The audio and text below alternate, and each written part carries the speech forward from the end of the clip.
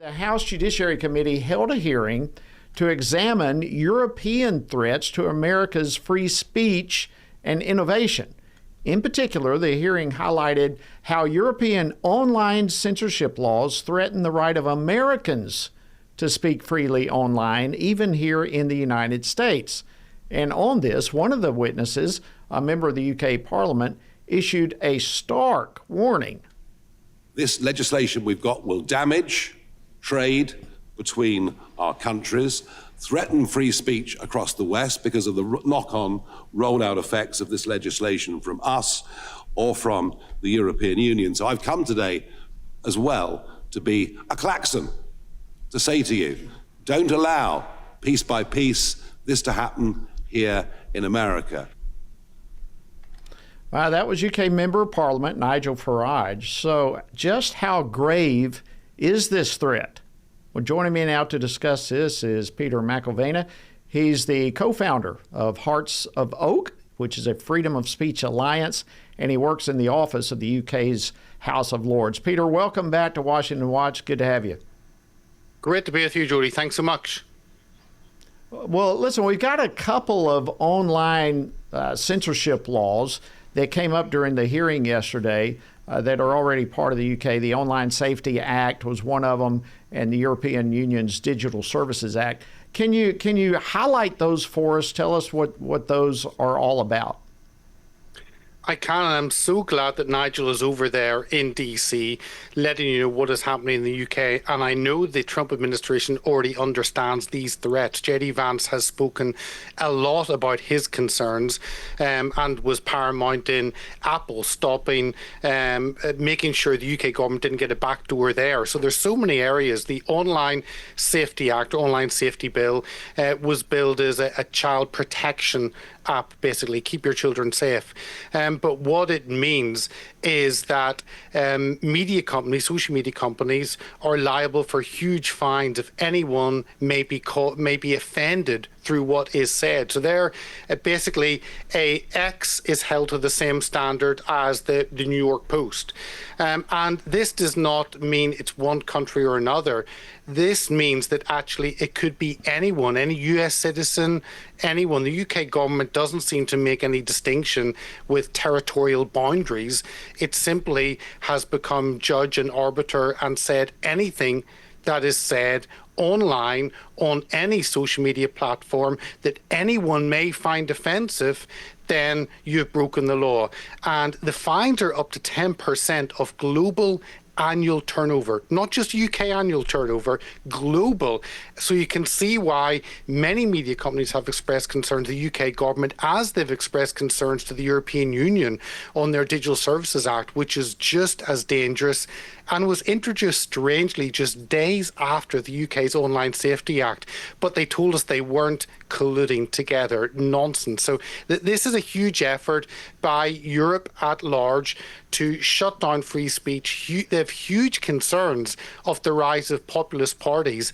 As you've had the huge success of President Trump being re-elected, in Europe, we've had big successes in Germany with the AfD, in Austria with the FPO, Marine Le Pen, obviously, in France. And they've done everything they can to make sure and keep that support down. So it is the European Union in utter fear that the people may actually have their way. So are you saying, just, practical perspective here, could an American citizen traveling to the UK, could they face potential arrest or risk of arrest for something that they posted on social media? Well, they could. And let me give you an example of what happened just a day or two ago. And it was a comedian, UK comedian, one of the most famous UK comedians, Graham Linehan, and he's written a range of hugely popular TV shows, and he has become a free speech activist in terms of the trans issue, in terms of women having women's spaces and men not being able to call themselves a woman. Fairly common sense. If you read the Bible, God made us male and female. It's simple. It's all there in Genesis. But he has been very outspoken about that, and he travelled back from Arizona. He's actually an Irish citizen I don't know if he has a British passport, an Irish passport holder, and he travelled from Arizona to London Heathrow, and he was arrested by, I think it was 5 or 6 armed police officers. Now, armed police officers are normal in the US, but here in the UK, it is not the norm. You've only got a very small percentage of the police that actually are trained to use firearms. So to be met by 5 armed police officers is very unusual in the UK. And this was because of a tweet. He has never had violence against anyone, but he was held. He actually was in the magistrates' court today in Westminster fighting against that. And he wore a huge plaque basically saying that men cannot be women and free speech is important. So he went in fighting. But an Irish citizen, and it could be an American citizen, and a lot of US friends have expressed concerns flying through the UK that they also could be arrested, because when you're in UK territory, you don't have any First or Second Amendment rights here. Right. Wow. Stunning. And now look, just springboard from here. We have covered this before, but it's not just free speech that can get you in trouble in the UK right now, but even your thoughts and prayers, even silent prayers. Are there any updates that you can provide on the Public Spaces Protection Order while we have just a little bit of time left here? Well, it is still in force, and it kind of mirrors the third clip you showed in your intro there, with shock from some of our politicians that you would say that everything we have is God-given. We have a utter collapse in our frontline politics of any faith element apart from Islam. Certainly Christianity is more or less non-existent in the front benches of both Labour and the Conservative government parties. So we have very few Christians in Parliament.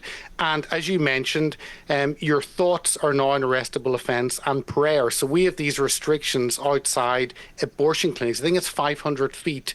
And around that 500 feet area, you cannot do or say or think anything that may hinder the operation of those abortion clinics. And we have had a number of people arrested simply for standing there and praying silently.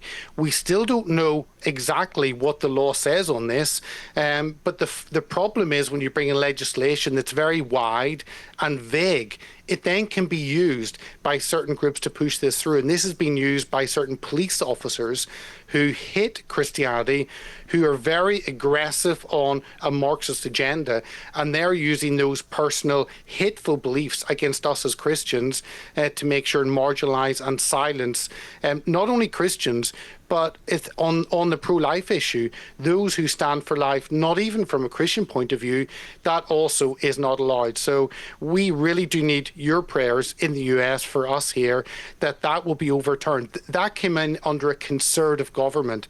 That's the sad state of affairs. And I know Nigel Farage is speaking up against all of those restrictions. Well, thank you so much, Peter McIlvenna, co-founder of Hearts of Oak. We appreciate you staying up and for joining us today on Washington Watch. Incredible information, and we will certainly be praying. Thank you for joining us. Thank you, Jody.